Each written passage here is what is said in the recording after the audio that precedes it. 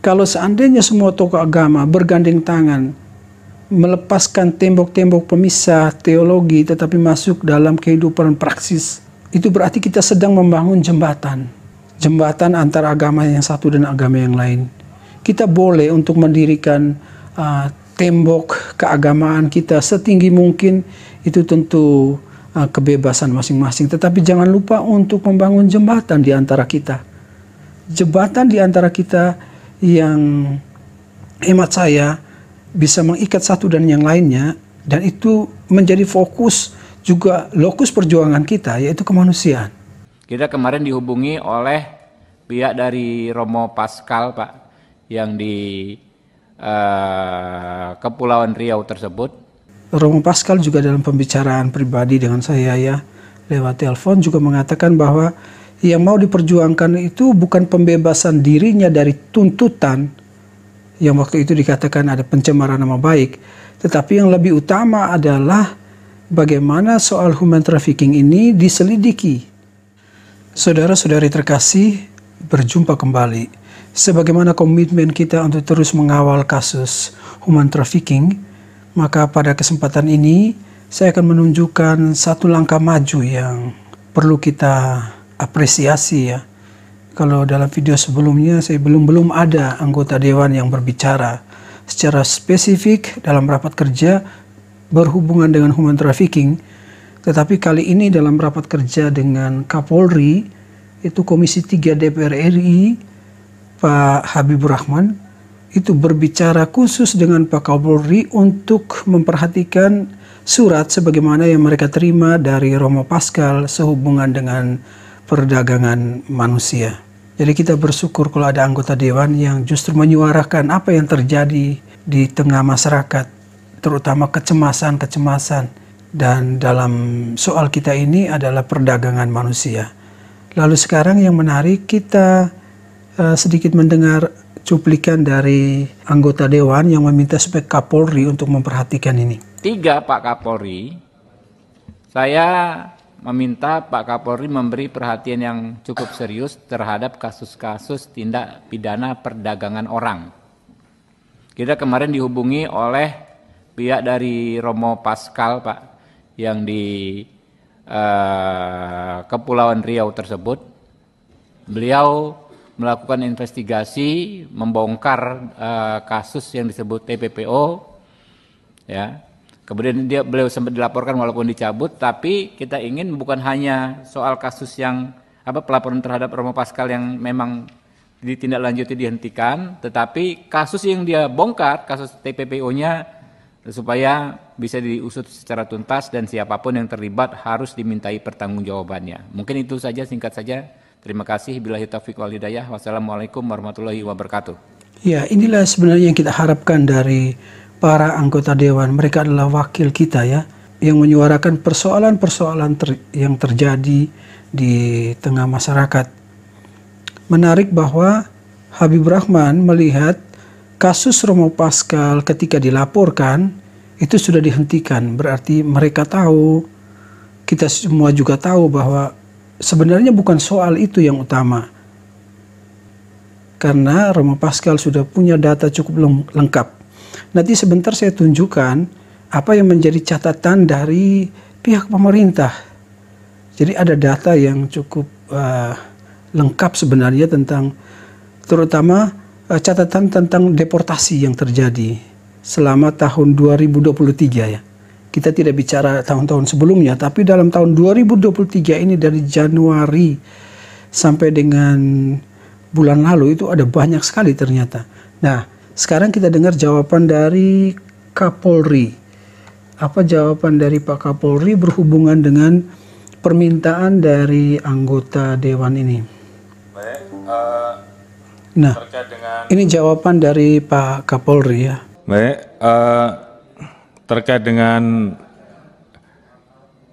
TPPO yang tadi menjadi atensi dari Bapak Habibur Rahman. Terima kasih Pak. Prinsipnya apa yang disampaikan oleh Romo Pascal itu tentunya menjadi perhatian kami, dan kami memang melihat bahwa tindak pidana terkait dengan TPPO ini memang terjadi Pak. dan ini juga melibatkan beberapa oknum yang ada di beberapa kelembagaan.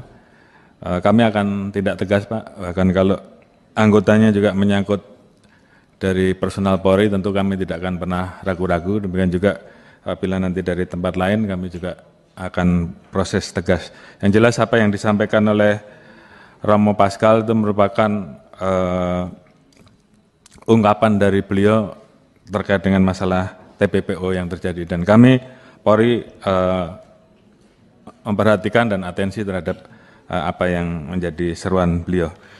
Sebenarnya yang dicatat oleh Romo Pascal dan apa yang dilaporkan kepada beberapa instansi terkait yang sebenarnya berkepentingan langsung dengan human trafficking itu bukan soal pribadi Romo Pascal. Jadi ini bukan perjuangan pribadi, tapi sebenarnya banyak orang yang terlibat dan Romo Pascal yang maju untuk menyampaikan situasi atau kondisi sosial kemasyarakatan berhubungan dengan perdagangan manusia. Nah, bagi saya catatan yang paling penting adalah marilah kita bekerja sama. Kita lihat ini ternyata ada efek yang kuat jika yang maju atau yang mau memberantas penyakit-penyakit sosial ini adalah tokoh-tokoh agama. Nah, Romo Pascal sebagai tokoh agama yang memang di dalam Gereja Katolik ada komisi khusus yang bekerja berhubungan dengan soal-soal seperti ini, dan kita akhirnya melihat bahwa ternyata itu ada tanggapannya. Tanggapan itu ada karena juga ada gelombang yang mendukungnya dari belakang. Maka baik kalau seandainya semua tokoh agama bersatu untuk bersama-sama memberantas penyakit-penyakit sosial seperti ini, lalu kemiskinan, lalu kelaparan, lalu pendidikan. Kita semua berkewajiban untuk mengawal bahkan terlibat langsung. Walaupun ada satu sisi lain yang dalam arti tertentu itu semua terutama tokoh-tokoh agama Katolik itu dilarang, yaitu politik praktis. Politik praktis untuk masuk dalam perjuangan sektorial lewat partai-partai itu memang kami dilarang. Tetapi soal kemanusiaan, soal kemiskinan, soal pendidikan, itu kami terpanggil dan terlibat langsung secara praktis di lapangan. Saudara-saudari terkasih, baik sekarang realnya kita lihat selama tahun 2023 ini apa saja yang telah sebenarnya dicatat oleh pemerintah. Nah, kita lihat ini dari BP3MI Kepulauan Riau, dari rekap pendataan warga negara Indonesia dan PMI deportasi. Data ini sangat lengkap para saudara-saudari terkasih. Detailnya kita lihat begini. Pada periode ini BP3MI Kepulauan Riau telah memfasilitasi penanganan WNI dan PMI deportasi sebanyak 847 orang. Angka ini hampir mencapai jumlah keseluruhan WNI PMI deportasi yang difasilitasi oleh BP3MI Kepri sepanjang tahun 2002 lalu, yakni 989 orang. Jadi kalau tahun 2022 itu 989 orang, di tahun 2023 itu 847. Angka itu berdekatan para saudara-saudari terkasih. Lalu dari mana saja orang-orang ini yang dideportasi? Nomor 1 dari Nusa Tenggara Barat, ada 200 orang dideportasi di tahun ini. Dalam rentang waktu bulan Januari sampai dengan 15 Maret 2023. Coba bisa kita bayangkan itu. Jadi Nusa Tenggara Barat nomor 1 dengan total 200 orang. Lalu Jawa Timur dengan total 159 orang. Sumatera Utara ada 140 orang. Aceh ada 57 orang. Jawa Tengah 49 orang. Nusa Tenggara Timur 43 orang. Lalu Jawa Barat 32 orang. Kepulauan Riau 31 orang. Sumatera Selatan 20 orang. Lampung 20 orang. Jambi 13 orang. Sulawesi Selatan 11 orang. Dan yang lain-lain itu ada 32 orang. Nah, lalu titik embarkasi, itu titik embarkasi yang dicatat adalah titik embarkasi ke Malaysia. Nah, pelabuhan-pelabuhan internasional yang menjadi titik embarkasi ke Malaysia itu ada Batam Center 289 orang dari Batam. Lalu dari Dumai ada 60 orang. Lalu Tanjung Balai, Karimun ada 31 orang. Lalu dari Bengkalis 18 orang, dari Harbor Bay itu ada 2 orang, dan dari Belawan ada 1 orang. Sebenarnya data ini sangat membantu kita untuk melihat keseriusan kita dalam menangani saudara-saudara kita pencari kerja. Menariknya, berdasarkan jenis kelamin, laki-laki ada 535 orang, perempuan 294 orang, anak-anak 9 orang, anak perempuan, anak laki-laki dari 9 orang, dan anak perempuan, anak kecil itu ada 9 orang. Lalu, ini yang menjadi sebenarnya fokus perjuangan kita bersama yang saya katakan tadi. Tingkat pendidikan ternyata mempengaruhi. Tidak sekolah ada 65 orang, lalu tamat SD ada 303 orang, SMP 234 orang, SMA 232 orang, D3 2 orang, S1 5 orang. Jadi yang terbanyak di tingkat SD ada 303 orang. Jadi ternyata standar pendidikan itu mempengaruhi. Nah, berikut kita lihat sektor pekerjaan mereka ketika merantau itu. Apa-apa saja yang mereka kerjakan dan presentasinya. Sektor pekerjaan, konstruksi bangunan atau buruh itu 23%. Lalu perkebunan 19,8%, pekerja di restoran atau kedai makan itu 14,3%, di bagian industri pengolahan ada 7,5%, lalu cleaning service itu 6%, lalu pekerja rumah tangga 5,9%, lalu pengemudi atau operator 2,9%, pekerja jasa 2,5%, di bagian perdagangan 2,3%, lalu yang belum bekerja cukup besar 6,3%. Jadi belum bekerja sudah dideportasi. Jadi kita bisa membayangkan kompleksitas persoalan yang terjadi. Nah, yang lain-lain itu ada 8,1%. Lalu terakhir kita lihat alasan deportasi. Alasan deportasi itu yang pertama, tidak memiliki dokumen lengkap, paspor dan permit. Lalu dideportasi karena tindak kriminal, narkotika dan pencurian.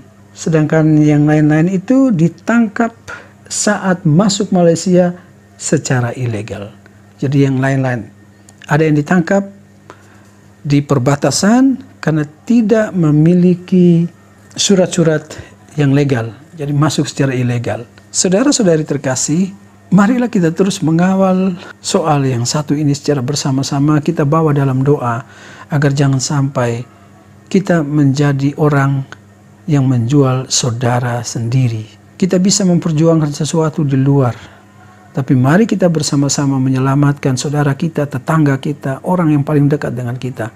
Terakhir, terima kasih kepada Bapak anggota Dewan yang sudah menyuarakan aspirasi dari masyarakat yang selama ini seolah-olah berhadapan dengan tembok. Pengalaman Romo Pascal kemarin yang dilaporkan itu menunjukkan bahwa itu dia sedang menabrak tembok. Dan kita bersyukur bahwa di lapisan pertama tembok itu sudah rubuh. Kita sekarang menanti hasil dari kunjungan Pak Mahfud MD 1 minggu lalu dan hasil dari rapat kerja dengan Kapolri. Semoga Pak Kapolri bisa mengurai persoalan ini dan benar menepati janji untuk menindak siapapun yang terlibat di dalamnya. Marilah kita semua tokoh agama lepaskan semua hal yang membuat kita berbeda. Mari kita bersama-sama membangun jembatan di antara kita, menjadi tokoh yang secara bersama-sama memerangi semua persoalan kemanusiaan, kemiskinan, pendidikan bagi negeri ini. Mari kita bangun negeri ini dalam keanekaragaman. Jadikan Indonesia sebagai taman indah sehingga Ibu Pertiwi tak menangis lagi. Tuhan memberkati. Salam dari Pematang Siantar.